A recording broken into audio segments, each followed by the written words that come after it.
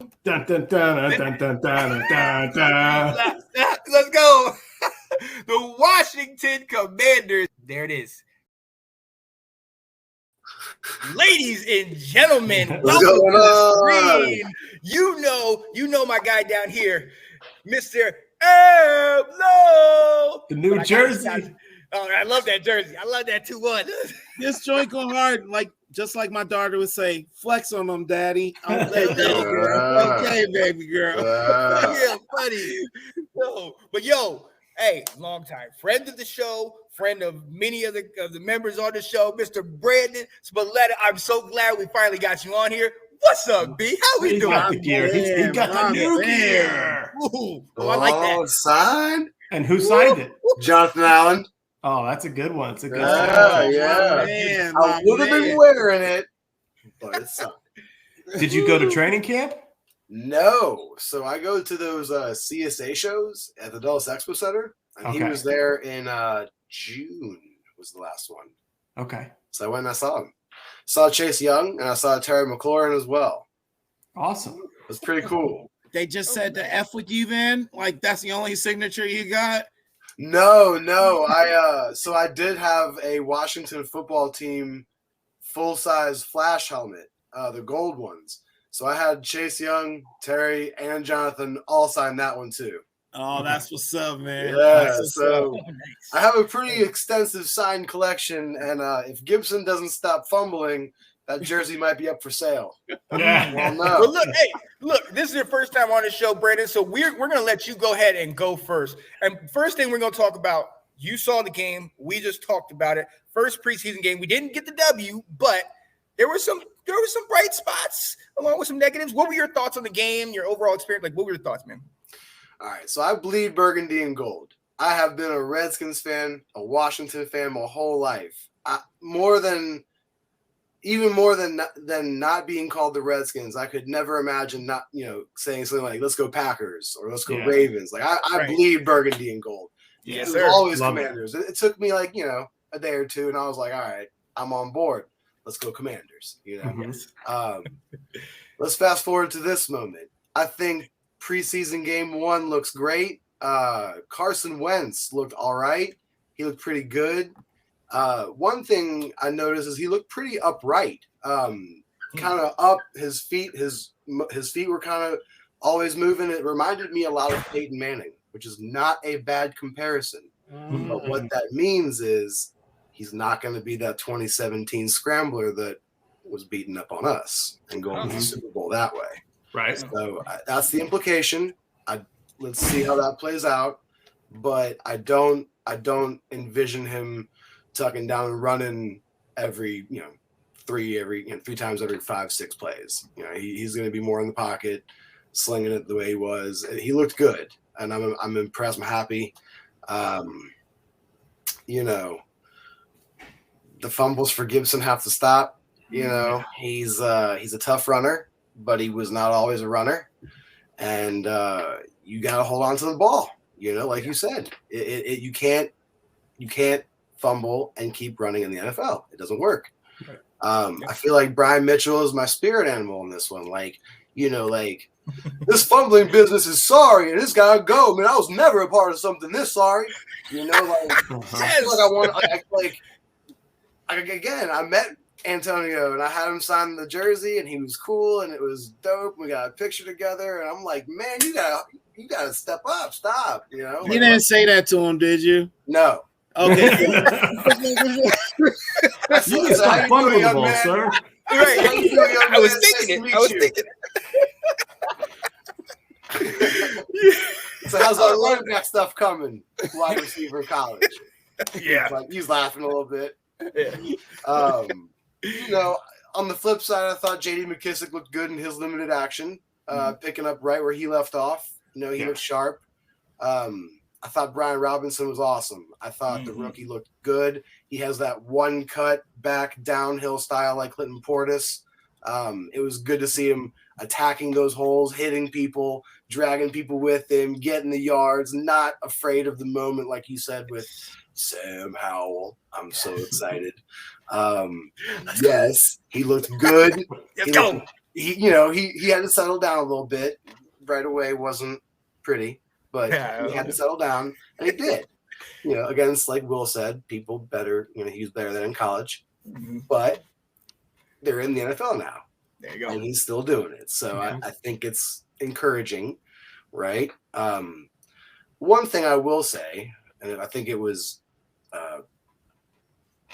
up this way, up. This person's negative. Defense. The defense needs to shore up.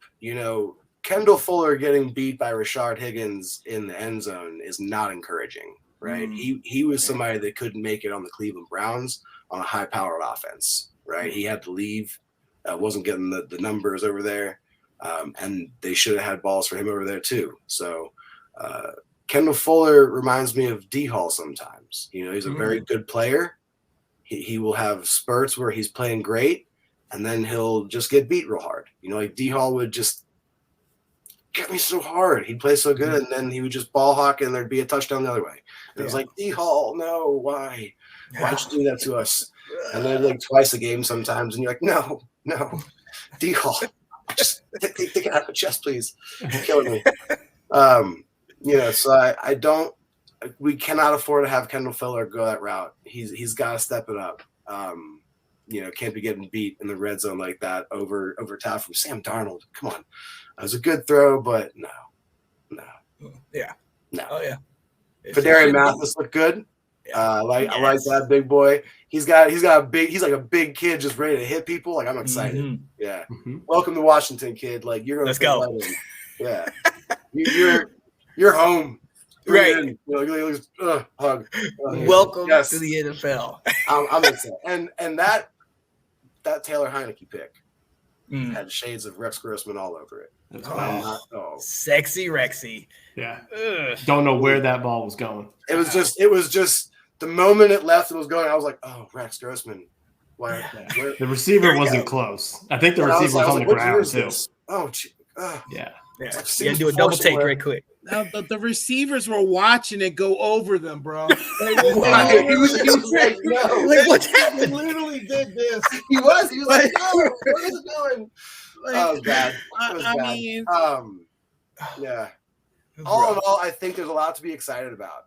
I think the defense is still a question mark, so we'll see how that goes, especially when Chase Young gets healthy. But yeah, I'm excited, man. Hell to the Commanders. That fight song is horrendous. So that is what I wanted to talk to you about. And ladies and gentlemen, for those of you that don't know, my guy from Herndon, Brandon Spalletta, joins us to talk about that song. I'm glad you were able to break down the game a little bit. And Ab, I want you to get your 2 cents on as well, because I see your face. But Brandon, talk to me, man. When we scored the touchdown, B-Rob gets in there. We're excited, Commanders, and then they play the song, and you're like. So honestly, the first thing that happened, and I'm on board. I'm okay with the Commanders. Like, I was upset for a second that the Redskins were no longer, and I was like, cool, I'm with it. I bleed burgundy and gold. But the moment, and I'm not like, I don't need to go back. We're good. But I started singing Hail to the Redskins. It just happened. Yeah. And like it ended, and I was like, oh, we're not the Redskins. Wow. Yeah. And I didn't hear any Commanders words. Nothing. I didn't hear. All I heard was the music, which still sounded to me like Hail to the Redskins. And that's all I sang. And so I hate that it's this, and I said this to you in a private message. Say it. It's like this amalgamation of death and decay that has just become this like rotting zombie that's just like, oh, I'm being paraded for your hopeful entertainment. And it's just awful. They couldn't have hired some creatives to come in and really think up something for us. Like, we all wanted to be the Red Wolves, and they just said, well, because of existing trademarks, right? Meaning because we can't make enough money off of it. And like 80% of us wanted Red Wolves. So I mean, like, they're obviously not here for us. So we're seeing that again with the fight song. And I don't know. Do you think they should retire the fight song? Yeah. Just get rid of it. I don't know. Because when I heard it brought me joy. Like I felt happy. Like I was like, oh, that's the Redskins. And I was like, oh, but we're not the Redskins. Yeah. And then I felt sad again. And then I was like, Washington, why are you doing this to me? Abdul, what do you think, bro? Yeah, you were there, Ab. Tell us about what was the stadium like during that? What was it like? Okay, so you remember when you first heard Ice Ice Baby? Right? Ding, ding, ding, ding, ding, ding. You know what I'm saying? And then when you found out it was a bite off of another song, you're like, oh yeah, under pressure, like, right? right. Like you felt almost disrespected. Mhm. That's what it was. Okay. Yes. Like, that shit was straight garbage, bro. Like I don't even understand how, like it, like you guys knew. Y'all remember how mad I was when they came out with the song, or no, not the song, but they came out with the commander's name. I was upset, irritated. Yeah. Like I'm trying to tell you, bothered, and literally. It's like because the main thing I was talking about, there was no effort. It was no effort into the name of this team, and it's the same thing with this song. Like you changed 3 words in the damn song, and then all of a sudden we supposed to jump on this shit. Man, fuck out of here. I'm sorry. God, jeez. This is live. Oh my goodness. Years of disappointment. Mom, if you're watching, I'm sorry. I apologize. My bad. But that's how mad I get, guys. Yeah, I the apologize. Well, look, but Ab. So, but like you said, you were there. So they score the first touchdown. We're excited. B-Rob gets in there, everything, and then they play it. What was the feeling there? How were people reacting? No, like everybody was just in the moment that we scored a touchdown because we really thought we were going to get blown out. Yeah. So like like honestly, we were just excited in the moment, and honestly, it didn't even seem like before. It was like, oh, the song's about to play. Everybody knew the song's about to play, but no one knew the song was about to play here, and it didn't even seem like it was. Like I didn't even hear it, tell you the truth. They didn't. The first touchdown with Brian Robinson, they didn't play it. That's what I'm saying. They forgot. There you go. See? Exactly. We just, like, I didn't even hear it. And then they put the words up on the screen like it was karaoke. I saw that. Right. It's like, wait, what? What? Like, it wasn't there. Like, it wasn't, man. It was just like, honestly, I was very done with this. And I don't know if you guys like they put on the screen also about the mascots for our team, and like it was like 4 very bad choices. Yeah, like things honestly, I don't care about. Like I was sitting there just like, you guys aren't even trying. Like they were like, we singled it out to 4 different mascots, and it was like, what? Like it was nothing that anybody's interested in. Nothing, bro. Yeah.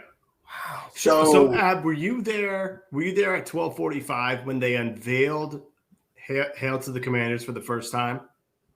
Were you in the stadium for it? Yes, I was eating though, so I wasn't paying attention to nothing. There's 2 versions they brought out. The very first one that they brought out was to explain the new lyrics, and it sounded like an opera singer. Yep. Singing this, and it was very slow. And I heard this later on. I'm like, what is this? And then they had the second version. That was a little bit.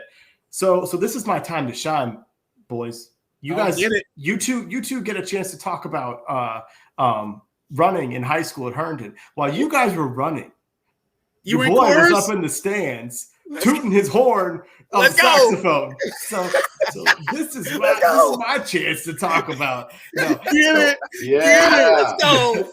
Yeah. And I'm not proud of that. I was embarrassed as all get out of that dorky uniform. But I was excited for them to bring back Hail to the Redskins with some modifications because I did want to sing it. I wanted to sing da da da da da. But what I just did is what I was expecting. When they talked about we're going to modify it to today's age. I didn't think they would go slower than it already was.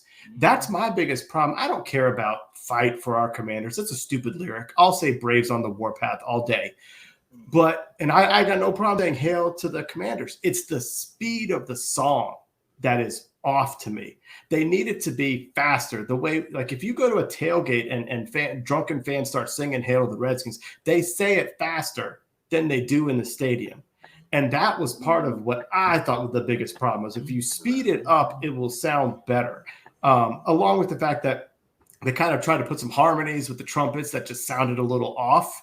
But more importantly, if they speed it up, I think it will flow better. Because when I saw a clip and they were showing a touchdown by Brian Robinson, and you heard in the background, they were doing a highlight of it. And I was like, that's the song I hear during touchdowns. That's what I want to hear.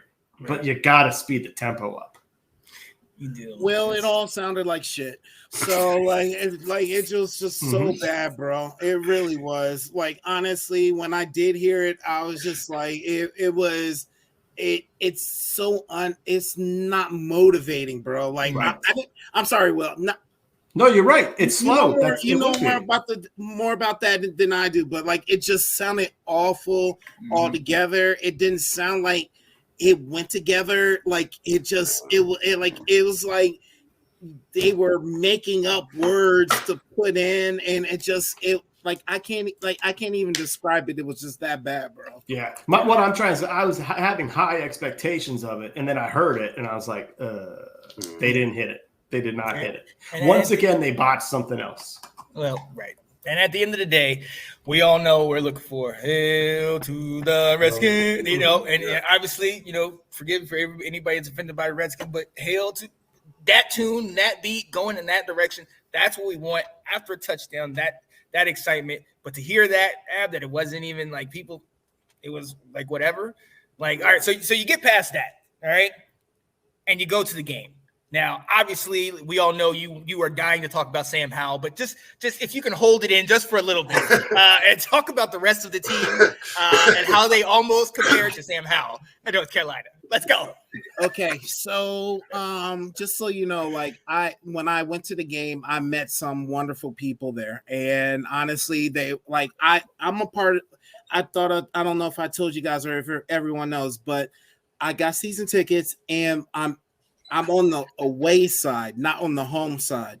So I thought I was the only person that was going to be season ticket holder on the away side. I wasn't. I'm actually with another couple that's sitting right in front of me, and we chopping it up and everything like that. So that was that was my first great experience right there. The stadium, I don't know why they have a magnifying glass on top of the stadium, but they burn me, bro. Look, a black man's not supposed to burn like this. I'm red as a mug right now, man. Like, I'm all red. You said it was hot.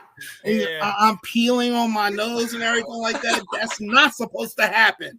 Okay. But the game.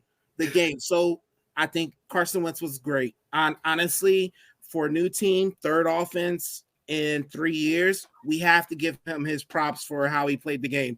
I think he threw to the tight ends way too much, but then at the same time, I think the wide receivers need to get open faster. So we need to help Carson Wentz out with that.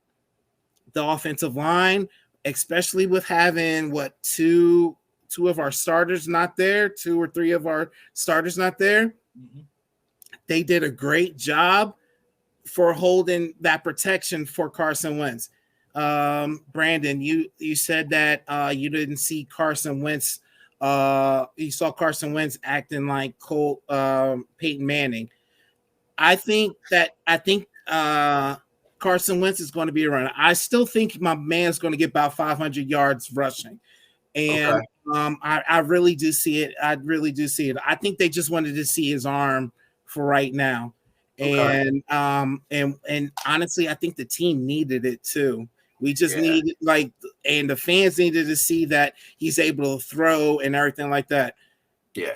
He probably would have been 100% if there was a different if those balls were just a little bit different. And honestly, I'm not saying those balls were way off. They were probably they were pretty much catchable balls, you know what I'm saying? But it was really good defense. It really was. So I mean, any given day, those were like 50-50 balls. Let me call it that. Yeah. Okay. So and I'll move on to Gibson. Gibson, he has the tendency, I don't know what he's doing, but Sean knows. He's sitting there going to one hand, like tucking it in one hand before he even gets to through the line of scrimmage. Like, I don't know where they teach that at. They don't teach it at Herndon, but I'm you know what I'm saying? But I don't know where they teach that at. And this man is doing this before he even gets through the line of scrimmage. And that's not even okay. And you would think that's something he would have learned in the off season, but that's just not okay. I do think that it's going to be a 50-50 game. Just like you said, Will, like they did it in Carolina a few years ago. Williams and what's the other one? Stewart. Yeah. So I do feel it's going to be one of those things, and McKissick to sprinkle on top of it. I do see. Thank you for giving me my props about Armani Rogers. I do appreciate that because I am sometimes always right. So like sometimes always right when I talk about this stuff. Okay. So but yeah, he's gonna be the 4. And I think when we saw Seamus Reyes get put onto the IR, that was a strategic move just so we can put Armani Rogers as our 4th tight end. Okay. Yeah. Cool. Defense. I do not see. I think our offense is going to be the strong point. Defense. One thing that we need to point out is Montez Sweat could not get past their left tackle that they just picked up in the draft. That's one thing you guys didn't bring up. Montez Sweat was not able to get past that man. And so that's something we need to address. We need to understand that if you're not able to get past the rookie, bro, what's going on? What are we not doing? What is the issue? And that's something that just needs to happen. Like, you're a vet. You've been in the game for this long. There's no reason why a rookie should be showing you up. The name escapes me, so I apologize. I can't pronounce it. Yeah, I can't pronounce it either. So that was one of my issues. Montez Sweat needs to be able to beat those guys.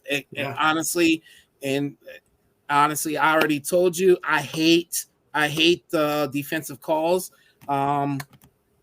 What's his name? Jack Del Rio. Jack Del Rio. I was watching the game, guys, because when you watch the game at the stadium and then when you watch it at home, it's two completely different things. You cannot pay attention. I've been drinking. You know what I'm saying? Like, there's no way. There's no way I'm gonna have my analytics all lined up in my notepads and everything like that at the game. Abs at the game, right, Jones? Hold on. Y'all cannot put that pressure on me, okay? Okay, so I had to come home and watch the replays of everything like that, and that is very, very helpful. Yeah, that I did it that way, and I was able to see that Jamin Davis is not it, guys. Honestly, Holcomb is not it, and that's just something that I was watching, and Jacob pastrami sandwich, like, that dude is not it either, Sean. So honestly, I don't even know. Like, is Sam Howell it? Can we say Sam Howell's it? Can we? I get one guy. Jacob pastrami You guys. sandwich was not it. He just like Sean. It was like he didn't. He looked like Tim Tebow out there trying to play tight end. Yeah, That's how bad he looked. Oh, rough. man. That's how bad he looked. And I was really hoping, especially the way Doc was talking about him, about hyping him up and everything like that. I'm sitting there like, okay, that's it. What? Right? Yo, Ab. So we have to bring this up because at one point, Doc, I know you heard this. Doc was like, you know what, man? We really need a hero on defense, and I'm gonna put my money on this guy, Jacob Panizek. I'm telling you, he's gonna do it. Watch this play. And then he got totally stonewalled. Oh. And then he doubled down the next play, and he was like, I'm telling you, if there's somebody I'm choosing, it's this guy. And he did nothing. Sean, can I say one thing real quick? Go ahead, bro. So when he said that, I remember thinking to myself, I think Giants fans were signed a petition once to get Phil Simms to never comment their games ever again because he was such a jerk. Like he was terrible and he was like offending everyone and just being horrible. I remember thinking like, can we do the same thing for Doc Walker? Hey, like, the first name is on the list. The first name is signed. I will send it to you guys. All right? The guy was so bad. It was awful. So bad. It was awful.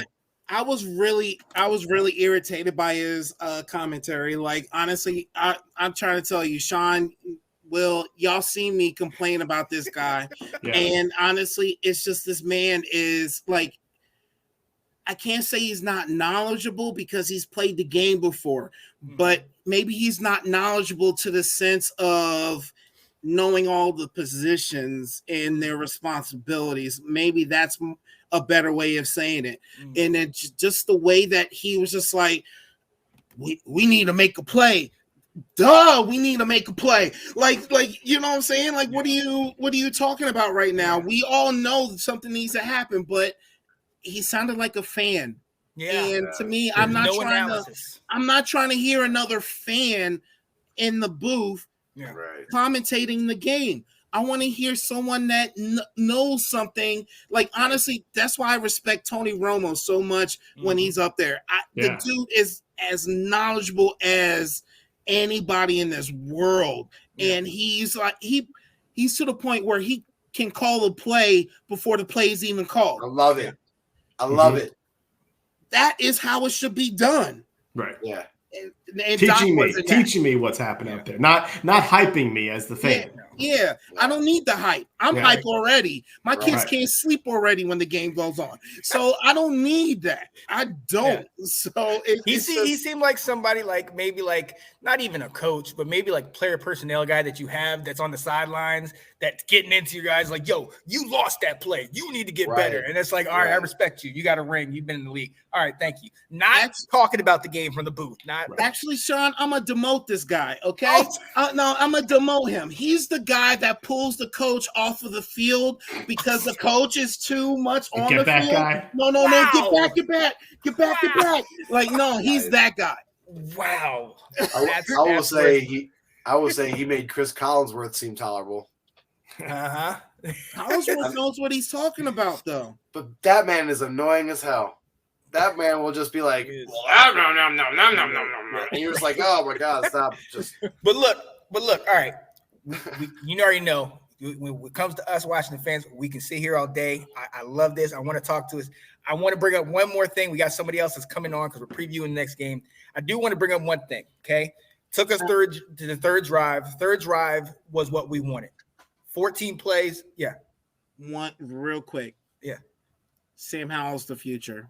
I just said that a few weeks ago, so that's it. I said that on the show. Mic drop. Okay. I'm going to go ahead and clip that right now and make it short, okay? Just bear with me. But look, all right. So that first drive, Carson Wentz, first team, 14 plays, or the third drive, 14 plays, 82 yards. B-Rob gets a touchdown.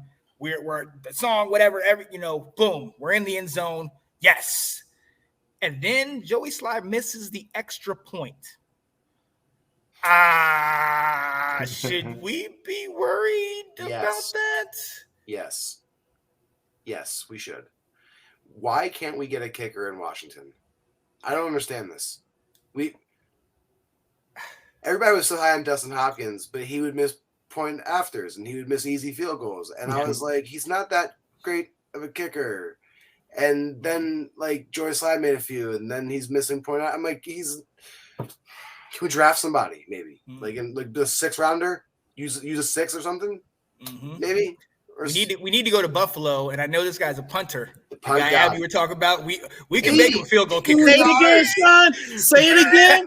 Say it again, please. Your guy, Say it the punt again. god, Mr. Matt Ariza. You called it. We need to go ahead and get him.